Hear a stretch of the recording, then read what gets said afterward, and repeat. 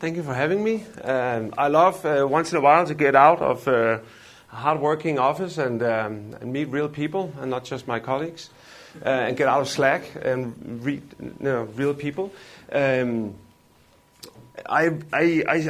try to make it simple, and I actually find startup simple as I write. It is simple because it's all about getting 5 customers. I'll get back to that. It's just, I hear so many startups that have so many good ideas and they sit in the basement for so long and writing business plans, but they never get out and sell the product.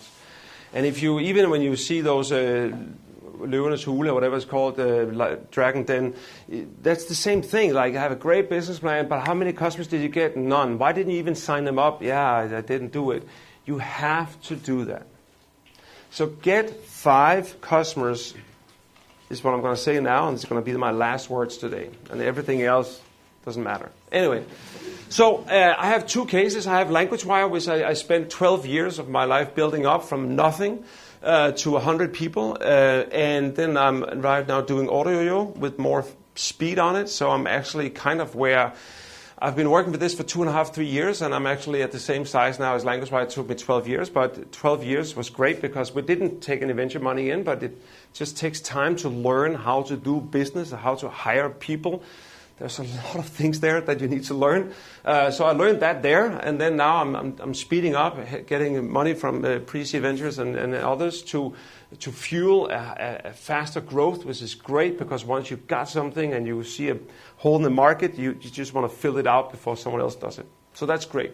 Then I have some other things that I've invested in, and they haven't found completely the product market fit yet, which I'm going to get back to. But these 2 cases, let me tell you exactly what happened with those. And it's all about product market fit, making sure your product, your idea is fitting the market so someone wants to buy it. First, I want to say that anybody, but I guess you are kind of there, anyone in Denmark should work on a project, an idea, even though you work in the commune doing something very boring. Everyone has to think about something that can be smarter or better or more fun or whatever in everything they do. We should all work on a small little startup project in our own garden or basement or something. Everyone, because I'm not the one saying, like Jesper Buch, like fucking do it and spend all your time and energy on it. I don't believe in that. I believe, as also Nicolaj said, that ideas take time to figure out how they should go into the market, and you book one meeting with a new customer and there's nothing else you can do until you wait for that meeting. Don't spend too much time on building something you don't know is right. So it takes time at the beginning. That's why you can easily have a full-time job next to it and just play with your little idea for some time until you really nail it. Don't quit your job too fast, and don't say to yourself, I just arranged with my wife or my husband that we can do now 3 months without salary and then I nail it, because it's going to take 3 years. So make sure your personal economy it can stand that. That's why don't quit your job.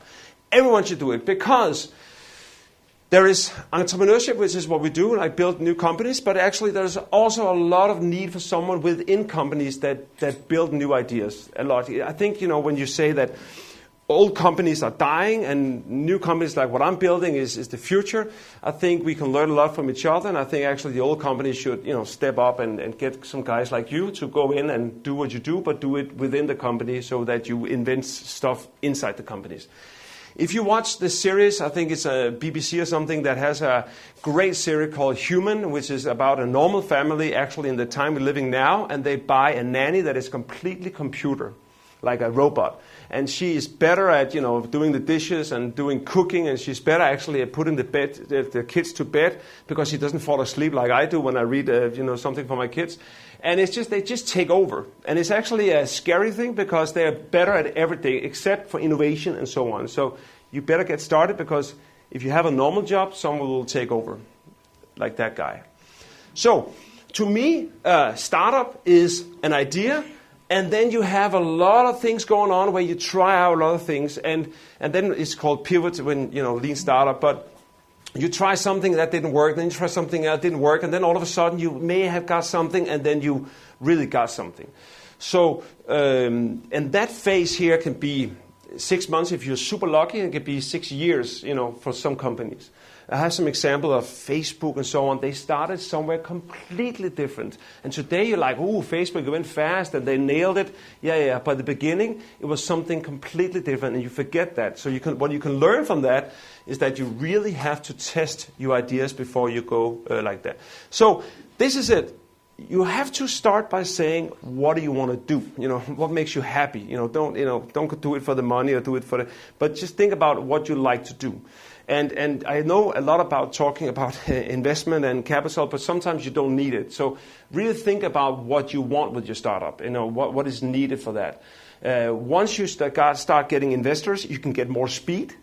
But your board meetings also becomes a little bit more tight when you don't meet the numbers, right? So, and do you want to be in that situation? So, and it's healthy because you help your growth, but do you want that? So really think about what you really want with your startup. Startup is not about investment necessarily, but it's cool when you got something, it go faster. But really think what you want to do. Get the idea and then get 5 customers quickly, very quickly. And most ideas you can deliver to a customer without building anything. You just do it manually. This is where this comes in, where Nicolaj finally, brought me this as an example. I'll get back to that. Because when you get 5 customers, your product hits, real customers, and then you make your product market fit, where you change something and make a red button, and now you want it. And this is a very, very important phase. And you do a lot of pivoting, like changing maybe the target group, maybe the product, the price, the way you pay. There can be many things you need to change until you got it. And then you can look into, can I even grow this? And then OrderYOYO, we've just been through this unit economics where you have to say that if I put in 1 million into the system, the company, I can put out 10. That's another phase where you optimize things so that it's worth investing it. But that's a whole other game, and wait with that. To begin with, find 5 customers that want to buy your product.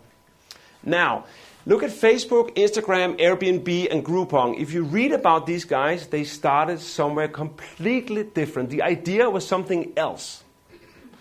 And you should really, she should have some more clothes on, but if you, he should also, but if you should really find this interview and listen to what that guy is saying.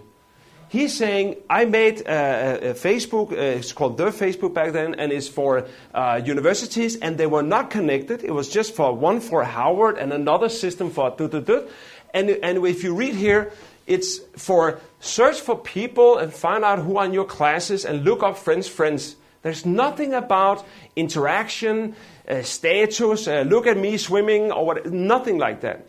And in this interview, when you listen to him, he's like, yeah, I'm surprised myself. People log in every day. I don't get it. But if they stay like that, it's going to be great. He doesn't even get it yet, He thinks it's like an address book where you look up your friends and your friends' friends and, oh, she's nice and so on, right? That's all it was. But the whole interaction, like, hey, I'm doing this now, and how are you doing, and I got a birthday today, all that wasn't part of it. And he surprised himself, like, yeah, I don't know what's going on, but it's cool, I guess. And then he's getting a lot of investment. This started with just some mattresses and actually including breakfast, and it turned out to be, whole apartments.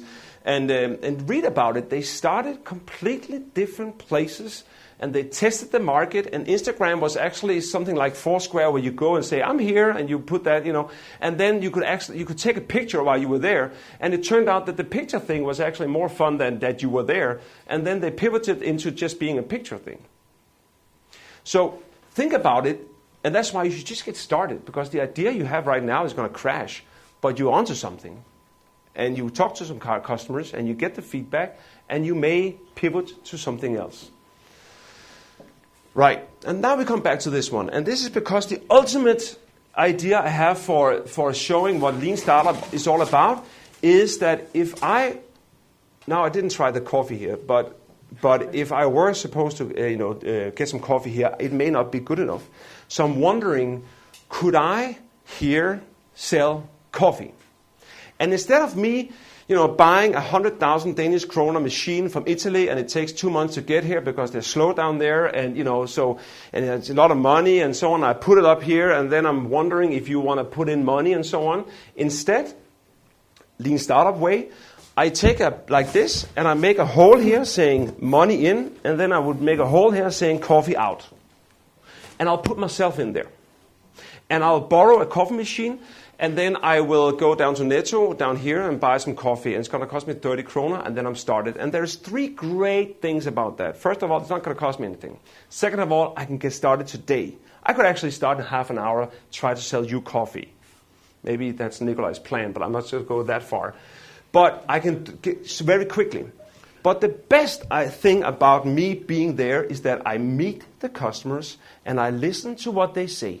And then you come and say, okay, coffee.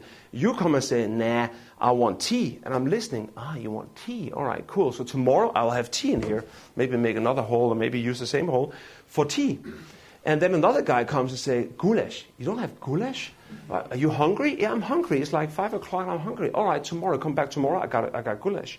And then maybe I forget about the coffee. Who wants coffee anyway? So listening to the customers is a very big thing. So this is like my ultimate lean startup example is that if I want to try something right here, right now, you don't need to wait for the machine. You don't need to develop everything. You can just do it right there with my mobile pay and say the phone number out the hole, and it's just easy. You can get started today. So often it's just an excuse for not getting started. You should really get started and try, in a simple way to help your customers. And also, I hear so many examples. I'm not going to mention all of them, but maybe some of them who are dead anyway. But where you look at a product and you think, oh, that's great. So there was like an Uber app, but not Uber, but another one. In the beginning, so they had an app and you can ask for a taxi and so on. It was super smart. And I tried myself and it was saying, yeah, your taxi is there in 10 minutes. But what they really did, because they found out they couldn't really integrate to the taxi old companies. So what they did was that they had a lot of guys in a cheap country. And then if you ordered a taxi, they would get it. They will call the taxi guy and say, I have a guy standing in Storebrogatan, can you be there? I can be there in 10 minutes. Great. Thank you. Bye. And then inside the system say, your taxi will be there in 10 minutes. And then I'll be standing with my app and I go, what? 10 minutes. Oh, this is smart. But behind the scene, it's just people walking around. And it's okay, because this is lean startup, because you can easily get started and you can adjust very quickly. The worst thing you can do is to ask some developers to develop something that takes a year, and you get out there and it's wrong. But you thought it was right, and you're laughing because you did it, or, no, okay, it's fine then, because I've done it. No, but so the worst thing you can do is that. In my company right now, we have a lot of customers, a lot of things going on, and we used Google spreadsheets for a lot of things, and it's a mess. But it's adaptable. And now we have transformed all that into a system, because now we know exactly what we want to do and what information we want. But in the beginning, use spreadsheets, use paper, use a lot of cheap people or whatever, in some country to help you out until you nail it. And then you can start, get the unit economics in place and make it cheaper and build software. So that was the box. All right, so when I started LanguageWire, it was 18 years ago. Yes, I'm that old. So 18 years ago, I started LanguageWire, and with just 3 guys, and we wanted to change the translation business. And it turned out to be just a translation company, and we were actually pretty big, and we did things in a more efficient way than the old industry. So never mind that. But what's very, very interesting about LanguageWire, and we didn't know about it, and this is 18 years ago, so before Lean Startup, but we did like that. So we just got started, and the first thing we thought we were going to build was a portal. So because back then that was a big thing, making a portal and collect everything from an industry. So we did that, and everyone was like, why? And what do you need that for? And nobody visited and so on. And the investors like, that's never going to happen. And so even before we even really got started, we changed it to we got some very good feedback from one investor who really cared, and he said, listen, this is, and I hear that I've done this many times to startup people with ideas, is that sometimes, a startup person comes and say, I want to do all this for this industry. I want to do all this. And then I always say, start with one thing. If you want to do this, then take one thing, and then start with that and do that good, and then maybe you'll get the time to do the other things. So narrow your idea down to what is the best thing about what you want to do. And when we looked at that portal, like we want to make a terminology database, you can buy books and you could do everything and you could get things translated. Then that smart investor told us, why don't you just get started there? Just help people with translation. That's something people need. And then you can always build the other things. And you know what? Now it's 18 years and we never did anything that translation. So we started that. And then we thought the ultimate way of doing translation is to make an e-marketplace. I'm going to watch the time. What did we say there? Fine. Yeah, okay. So the most smart way to do it is to make it completely transparent, make an e-marketplace where people who want translation can upload a Word document and say, I want this in Spanish. And then Spanish translators could say, yeah, I can do that for €100, and no, I can do that for 150, but I can deliver tonight. And then some business guy from Microsoft can say, all right, so I'll choose this guy. And then he will translate, deliver it back, and that was how we started. And we actually went like that for a year. And we were taking our bicycles around Copenhagen and selling this to businesses and especially advertising agencies because they were always such in a hurry, so we were good at that. And so we found a little niche there to begin with. And it worked for a year. But then it didn't work. And people didn't like it. And we I couldn't understand why. This is perfect. It's complete transparency.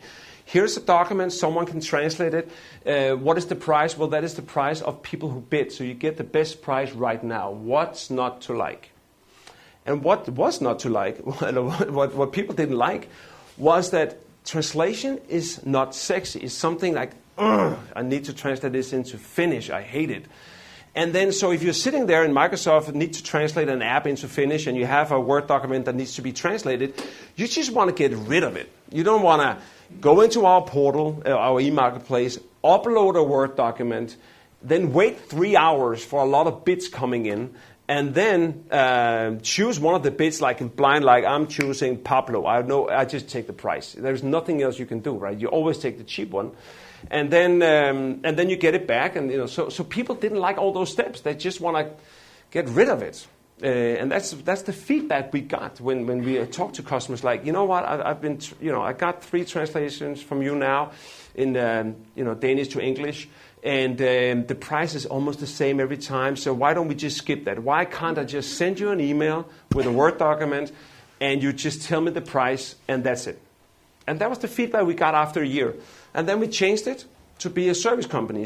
And I was so disappointed because then we were just a normal translation company. I want to be a LanguageWire.com, like this internet thing. And it turned out we just became a normal translation company.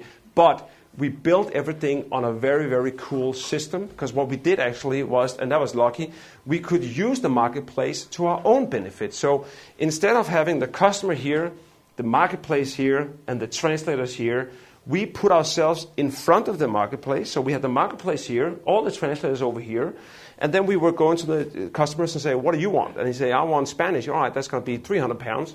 And then we just turn around, and then we put it out for bidding because we could make a lot of money out of getting the best price. And then we turned it back. And there's a lot of questions about quality, but it's a long story. But very long story. But that really worked. So it was really lucky that and that turned out to be the number one success factor for LanguageWire, was that we handled everything in the cloud, that we could just send out things, and we had 20, 30 German translators right now ready for bidding, and they could fix it right now. Anyone else were working with emails. And so if a customer called me and said, what is the status of my translations? I could just go in here and say, let me look you up. All right, you got 3 things going on right now. This is 18 years ago. It's pre-Google. It's a long time ago. So this was a cool thing that you online could see status of things. And the customers also liked it. Where all our competitors back then were using emails. And we were also the first one to outsource all translations to external translators. We have never translated internally. And we were one of the first ones ever, back then, to actually build an agile translation company like that. So those 2 things were the main factors. One, we were super agile because we outsourced all production to freelancers around the world. And we built this for our internal efficiency. And it was really cool like that. And then we became a translation company, and then we were doing translations, and we had like Pablo to translate some Spanish to you. And then sometimes you would say, the quality could be a little bit better. Why don't we do some proofreading? And that's why we found out we needed 2 services. We needed one that was cheaper, one guy translate, like if you asked your cousin to do it. And then if you wanted better quality, we could do full service where we did translation and a proofreading, and it was a little bit more expensive. But if you want to make products that should be down in Netto, you want the right thing right there. But if you were just doing web text that can always be changed, it's maybe okay to get a little bit cheaper. You can always do proofreading yourself, or your customers would do it. So it was actually, so we did all those pivots without thinking about it, but we just went out there selling and got feedback. And then we changed if needed, right? And it happened. So this was before we even got started. This was after a year, and there was maybe after half a year, we found out that sometimes the quality wasn't good enough. And still today, half of the sales is this and half of the sales is this, because sometimes you want okay and sometimes you want perfect. Okay? Another thing that happened was that I'm a master in economics, so I know how to make reports. So we made huge business plans when we started, and we never followed any of those business plans at all. So it was like 50 pages. We were so proud of ourselves, and we never used it. And on the other hand, what happened along the years, because I did this for 12 years, is that we built so many cool things to add to the translation. So we tried to make a little bit of a blue ocean strategy where we went out to customers and said, yeah, we can help you with translation, but next to that, we can give you a free term base. You can translate yourself in our tool. We have APIs to a customer management system, so we can automatically translate your whole website, when you update it and so on. So LanguageWire is still one of the leaders in the world with all those technologies that you can do. We did live translation where you can get something translated by a human being within 15 minutes, simply because we integrated our translation tool with Messenger, which is now maybe something you would call Skype or something. But back then it was Microsoft Messenger.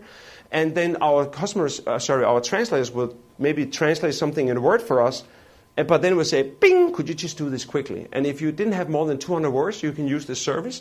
And so, you can get really quick translation. No one in the world had that at that time, that you can get a translation done by a human within 15 minutes.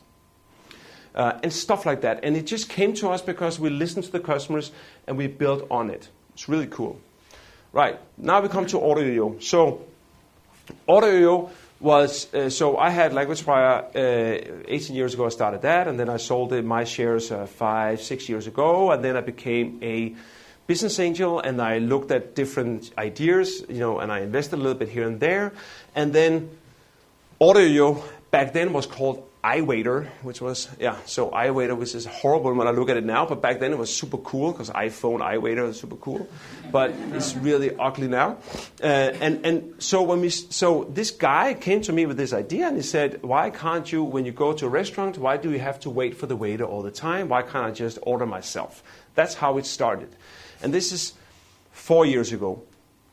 And that was what I invested in. I said, yeah, cool, because when I go out with my wife and we only have like 3 hours until the nanny goes home, we want, coffee and everything, and it becomes busy. And I'm like, just look at the bill. This is such a stupid invention. So, excuse me, can I have the bill? Yeah, and then he goes away. Then he comes back with the bill. I'm showing him a credit card. Yeah, then he goes away again. And then he comes down with a credit card machine, right? It's so waste of steps, and it's just stupid. So we wanted to change that, and so we got a couple of restaurants in Copenhagen ready for this, and so that you can order from the table and so on. But it was too complicated, because what if you ordered the beers with the lady, and then you order the burgers in the app, and then the bill, and how could you pay for half? And then we had to integrate to their POS system, and so that was not minimal viable product. So instead we went to the Catface, because the Catface is like you go to the desk, you stand in line first. Who's still standing lines? Who's standing lines? That's going to change. So it's so stupid standing there, just like, that's going to stop. So I went to the cafes, and you go up there and stand in line, and then you come up and say, can I have 2 cortados? And then please sit down, then you can sit down. So I was having a lot of business angel meetings at Emery's, and I was so annoyed because I go there, I go to the, stand in line, I get my coffee, I sit down, then my guest comes, what do you like? All right, could you please just sit here for 10 minutes? I go up in the line again. It was just so stupid. And that's why I got them as a first client. So we made Emery's ordering app, and it was so cool. You could just go to Emery's, find a table, because there was only one left. You take that one, while the other ones stand in line, and then you just order, or even before you get there, you just order, just like the Joe the Juice app.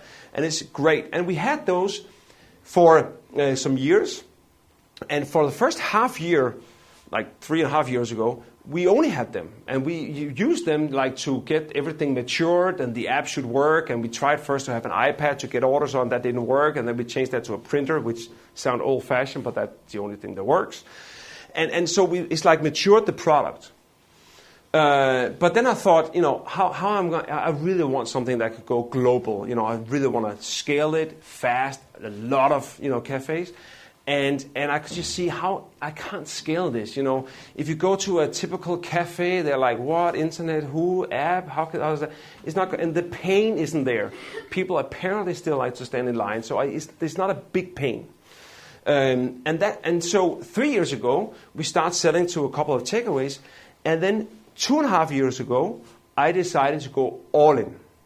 That was also when I got in contact with PreSeed Ventures, and they said, listen, this is too good to, not too good to go, but this is too good not to do something about.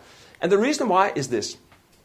I found out, and again, OrderYOYO is doing super great now. We have 2,000 restaurants on it, and it's really going well. We are bigger now in UK and Denmark, and we are in Ireland, and we soon open up in Germany, and it's cool. And we have 30 customers in Berlin, actually. But it started with me sitting back in June 2.5, 3 years ago, before I went on my summer vacation. I only spent 5% of my time on this back then, because it was just one of my investments. But then I looked at back then we had 20, 30 takeaways. And then I looked at them and said, all right, so wait a minute. So there's something called JustEat. Let's look at that. So, okay, so you got 100,000 kroner from JustEat in May 2015. So I could log in with, Roma Pizza somewhere. I logged in and I looked at what he's got from JustEat. And then I discovered that 80% of the orders that he got from JustEat are returning customers. So why does he keep paying 20% for every order? And this is actually how it is. Whenever you order from Volt, the restaurant pays 30 to 35% of what you pay, to them. Whenever you order from JustEat, it's like around 20% every time. And then, I know something about e-commerce. I know that if I want to buy a t-shirt, I go to Google, I search black t-shirt, and then it shows me Boost. I go to Boost and I buy a black t-shirt. When I'm done with that, then Boost, of course, don't tell me, thank you for coming, Thor. Next time, go back to Google, see if you can find us again. You're laughing. But in every takeaway, they take your order from JustEat, and then they ask you to go back every time.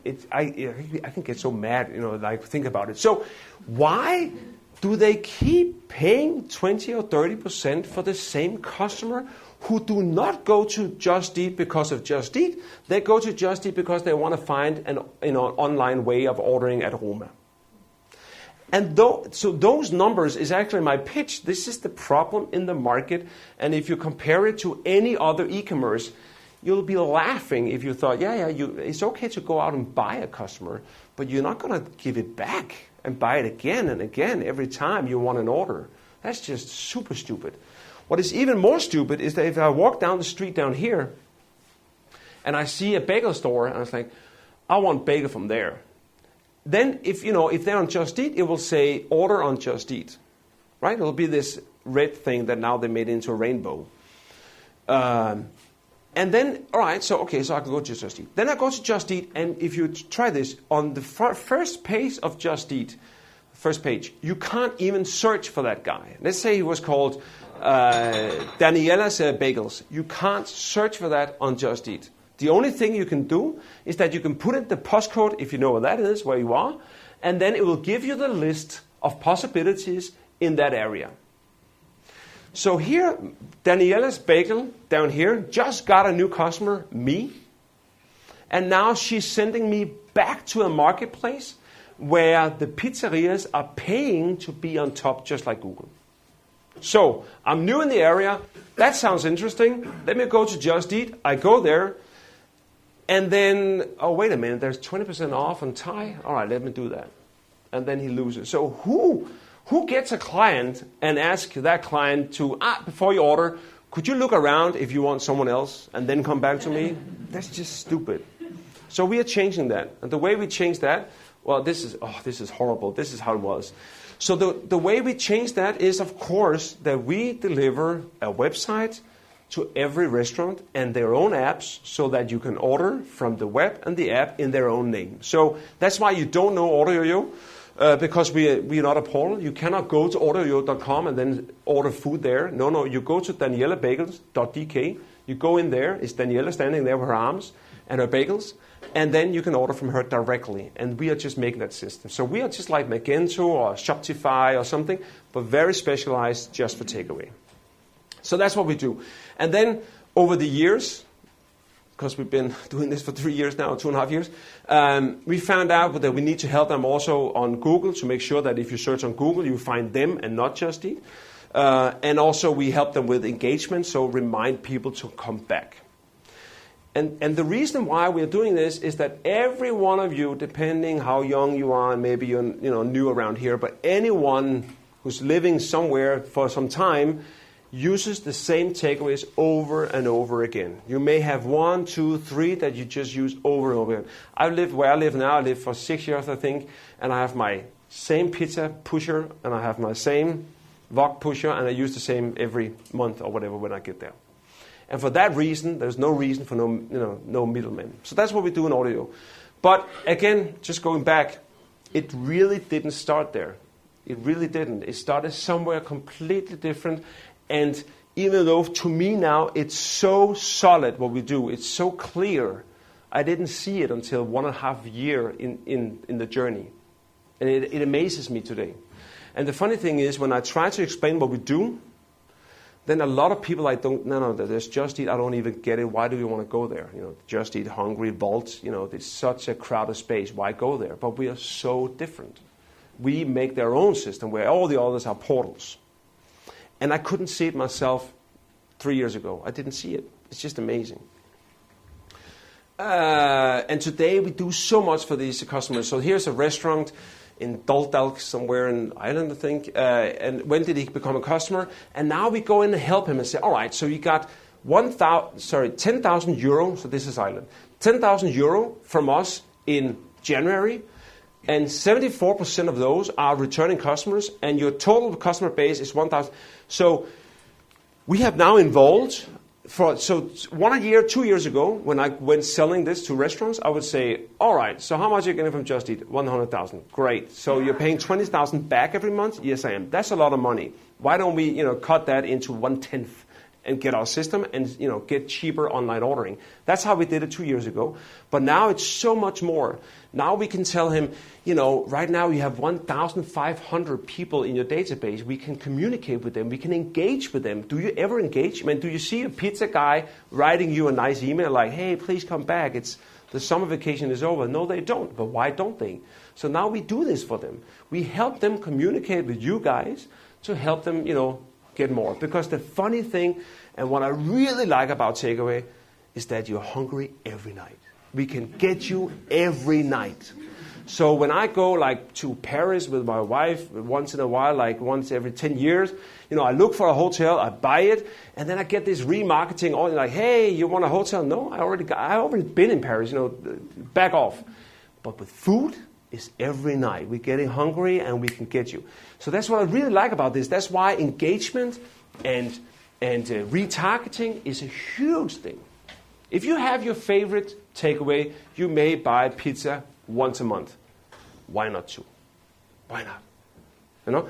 So what we do now, just an example, is that if you buy takeaway from one of our 2,000 customers, if you buy from one of them, let's say Daniela's Bagel, and you didn't order for 2 weeks, we will send you a reminder on that day where you normally order, at that time you normally order. So when you're in your car, picking up the kids, thinking about Irma or whatever you're going to do, and you get this let's just do it, fine. One button, reorder last 2 weeks ago, boom. And we can do that even better than we do today. So this is our customer, those pizzerias. It's actually amazing. People really want to order online. They really like it. So Domino's has more than 75% of their orders coming in digitally, even 80% in Denmark. So people really like that because, again, if you're sitting in this office, like, yeah, could I have extra cheese? And it's just embarrassing to hear about that, right? So it's much better like, yeah, I'm super busy, and then you order some pizza. People like that better. Or just like this, right? Just order it again, reorder. And it's faster. Instead of like, can you hear me? And you're like, no, yeah, 10 minutes. Wait, it's just easier. Just do like that. So he must have an online ordering system. And and also, when you think about Daniela's Bagel down here, like 95% of her turnover, because she's a nobody, and like most are, is local people. And they come back and back and back. Nobody from Malmö is going to take the trip over here to get a bagel from Daniela's Bagel, unless, it's Noma or something, and it's not. So all these local places are our local kitchens, and we do local, there's no reason, and that's why it's returning customers, and that's why you shouldn't pay for them. This is one of our customers, and he really doesn't like JustEat. So he is on his Facebook, he's saying, hey, come directly, get 20% off, order directly. Of course, So he's turning all his customers over. I didn't do this, he did. Then we have another funny thing, and that is we have now 600,000-700,000 people like you ordering, but not, with OrderYOYO, but you order with all our customers. And we can see patterns. This guy's crazy. Now I make him anonymous. Maybe some of you know him. But anyway, he's at Valby, and he orders every day. So 26, 28, 20, 30, 1st, 2nd, 3rd, 4th. This is August last year. He orders every day. I can even tell when he has a date. And that is here, because it's 200 kroner here and what here. On the 11th, Thor? No, I know. He was unfaithful on the 11th. There is an error in our engagement. Yeah. No, so this guy is hard to sell more to, maybe lunch, but he's just ordering every day, And this is what we like, and this is what we try to get. The funny thing about this guy, he's special. He looks normal. The funny thing about this guy is that he actually stopped ordering in December 2016. Because I used it every time I was bragging to Seed, saying, hey, look how good it's going, and look at this guy, let's laugh about him one more time. Then on the 23rd of December, he stopped ordering. Of course, it's Christmas, and then he didn't come back. And then, this was before we did engagement, like reminding people, because this is 2 years ago. And then we called him in the end of January when we discovered, said, you haven't ordered, are you dead or what's going on? And then he said, it's been New Year's Eve and I'm trying to change my life and I don't have money for it and it's not healthy and so on. All right, fine, bye-bye. And then the next day, he's on again. And that really was an example of engagement, like reminding people like, we know you want it, and then they come back. That's good. No, so it's going really well. We have handled more than 1 million orders, I think maybe 1.5 now. We have 2,000 active restaurants. The growth we have is that 4 million went through our system in 2015. Now it's 16 was 44. Last year was 146 million kroner through our system in just 2 or 3 years. So it's going really fast. And then like a long list of what I did. So learn fast, as they all say, this cliche, and fail fast. It really makes sense. Go out and try something quickly, cheap, fast, and try out if it works. Of course, you should have a plan. Of course, you should have a vision. But right now, we're thinking we want to go into Holland, Germany, and Sweden. But if a great guy comes from Sweden, we may take Sweden first a little bit. It's just, of course, you should have a plan. You know where you want to go. But opportunities happen, and then you jump on them. I have this one down here saying you should build your C-level team. And then I thought about it's like a flow because it just happens. That means that I know what people to get. But if the CFO comes in the door, which he actually did, before the CMO, fine, then we hire him because he's a great guy. He's like, no, you're in the plan for 1st of February, could you please leave? And then he gets another job. So it's like a flow that you have a plan, you need to build things, and then opportunities come, and then you grab them because it's part of the plan. Maybe he starts part-time, as he did, and then he gets full-time. And then, go out, expand, and then sometimes you fire and say, no, let's go back again, and then you go again. It's just a muscle that goes out and in, and it's okay. I call it the sausage factory in our company, meaning that we know what to do with our restaurants. There's a sausage factory of a lot of people doing stuff, and then we have people looking in and see if we could be more, effective. So I have people in Denmark, we call it drift, operations, and then they know what to do. And then I have other people looking inside and say, can we do things smarter? So startup is about, getting 5 clients and so on, but that at some point you need to get this machine going that, everyone works in the same way and, we get more efficient. So that's why I call it that. I use Slack. I'm an old guy, so when I started the company, I was so happy about emails, and I got 200 emails every day in my old company, LanguageWire, and I was like, emails is the thing. And then some young guys in OrderYOYO, when we were 3 guys, we were sitting 3 guys. They introduced Slack. I was like, why? I could just, why? But then we became 4 or 5, and then they said, let's get Slack. It's amazing. If you don't know what I look it up. So it's just a very, very efficient way to work. I know you may be born with it, but to me it was just, so now I'm not getting emails anymore. Almost nothing. It's all like, and like that, and it's working so well, and it's actually a big part of our success, I think. Later on, we needed data, so it's a data-driven company today because we have so many orders every day and so on, so we need to see the trends. So you need, business intelligence at some point. You need to run the company, this is later, but you need to run the company with a few KPIs so you know if something goes wrong, and then you dig deeper down into what is red and so on.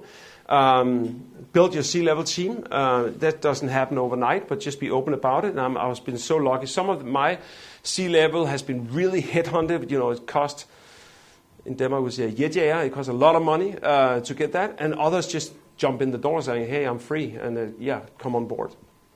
I have another thing is that, if you want to test something like, we really want to try if we can do remarketing on Facebook, then I would really recommend that you find an expert that knows exactly how to do it and ask him to do it and then copy how he does it, for future. Because if you try something yourself and you don't know something about it, you didn't try it good enough, so that it may have worked if someone knew how to do it, but now we tried it and it is not a good try. So that's why we have great success, like let's try Google like that. And then we get an expert to do it. It worked, and then we try to learn how to do it for future. And then just one thing about company culture and management style.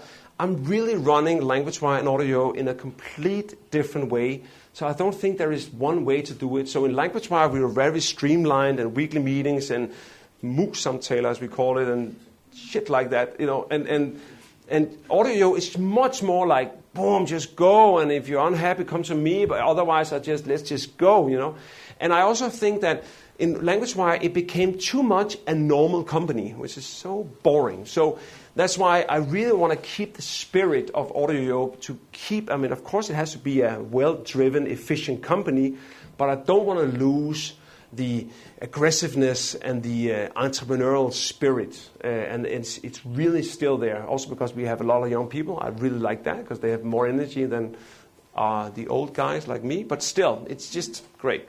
I think that was then a lot of numbers. That's boring. A lot of numbers. That's also boring.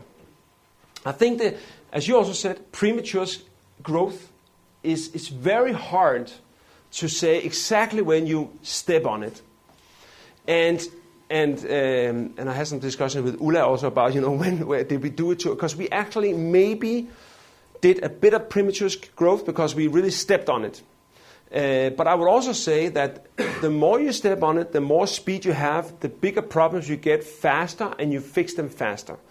So I would say I think maybe we went a little bit too fast at some point, but it also challenged us to fix it. And one example was that we found out we could sell this so easy. So I hired 10 sales guys, and they just brought a lot of customers. And then we found out that not all customers were great. Some of them we couldn't work with, and some we could work with. And, so we just had to fix that quicker than, So it's just premature growth, be careful. On the other hand, it puts a pressure on you to develop your company and fix things faster. And then I also feel that, and I will say that to you also, fix things now. In my company, there's nothing called like quarterly goals or something. Well, maybe visions. But if there's something we want to do or something, it's like weekly. we don't have a meeting and say, let's meet in a month and let me know how it's going. That's not how it is. It's maximum a week. It has to be, otherwise you're not going to work on it on a month anyway. And then the day before we meet, it's like, let me do this quickly. So work like, if you need 5 customers, get it now, tonight, tomorrow, and not like, let's look at that in April. You have to, really address things fast. So I can see our cycles in my company is like a week, maximum a month, and never a quarter.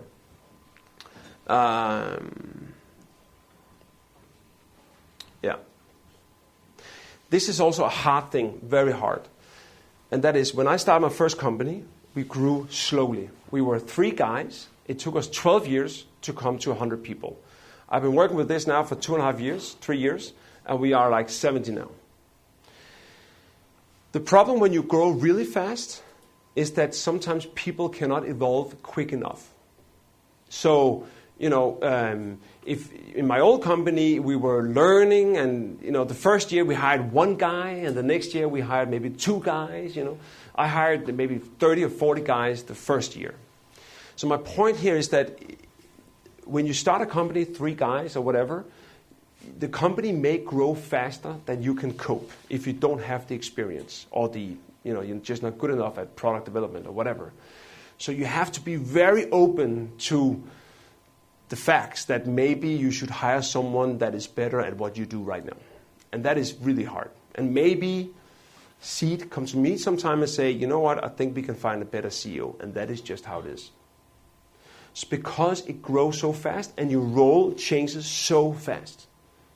From being, because when we started the company, we did everything, like setting on the menu and making the app and everything. And then you specialize. And then all of a sudden you get a bigger budget and you can actually hire the best in Denmark to do that. Then you should do that. And then what is left then? So in my old company, we were 3 guys. And we had to get rid of 1 guy at a time because now we hired a CFO and we hired an HR director and we hired a CTO. So what is left for 3 guys to do when we can find people who can do it better? And that's just a hard truth.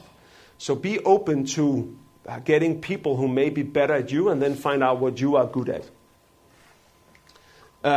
So that's that. Just really think about what you really want. Don't, go and do something you don't want. So just think about what you want to do and where does this take you? And is this a place you want to be? What do you like to do? Do you like to sell? Do you like to manage people? Or don't you like people? Do you like to, whatever.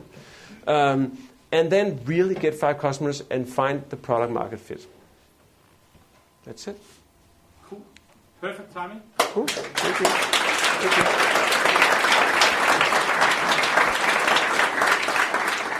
Any questions to Thor? About quality of translation, maybe.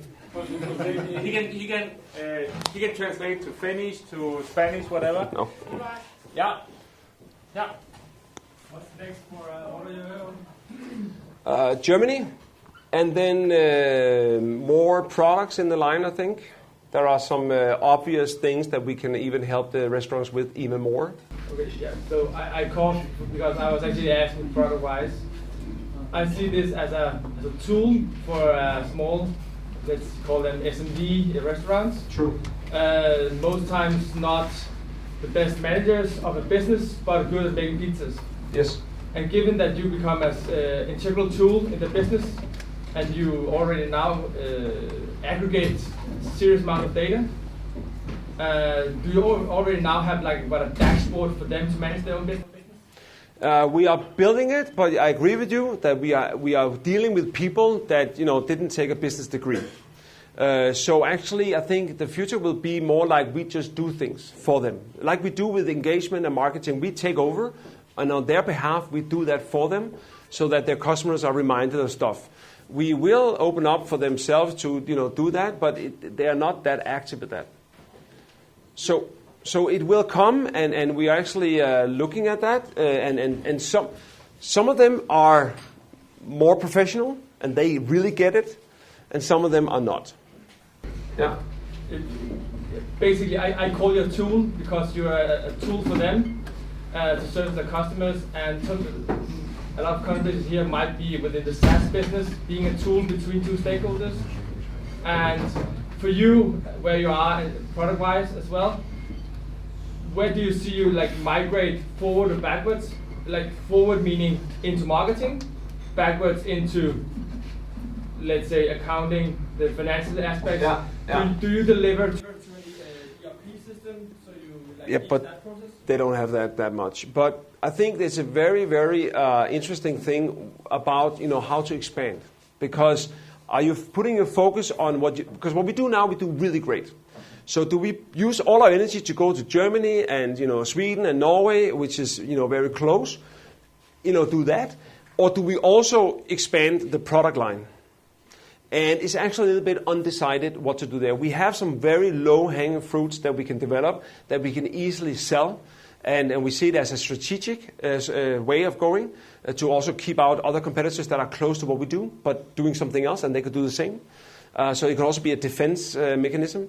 But it's really a little bit open, and we take it like listening to the market, and so it's not decided. But what I'm afraid of is that you do too much. Yeah. You talk after in the break. Okay, cool. So one more question, yeah? Is it possible to call your company a time-saving company? It's actually interesting because that is also something you could use when you sell, right? Because I had a customer who had like 6 people standing, doing all the orders and everything. And then I said, yeah, and this is the price of the product. And then he said, ooh, then I have to pay that, and it's more like 3% of every order or whatever when, at some level. And I said, what is the price? You have 6 people here. You could fire 1. You could save 1 guy. What is the price of that? So I agree with you, but that level of thinking is maybe a little bit above some of the ones we're talking about. But there's many things in that one. There's time, there is understanding, there is misunderstanding. Some of the people working in these shops don't even know Danish, so you can't even call them. But if you order online, you can talk to them because you don't need to talk to them. So there's many things in that area that is also a thing. But we mostly sell on cheaper way of getting online orders, and you should own your own customers. That is the primary. But this is also a valid point. Hmm?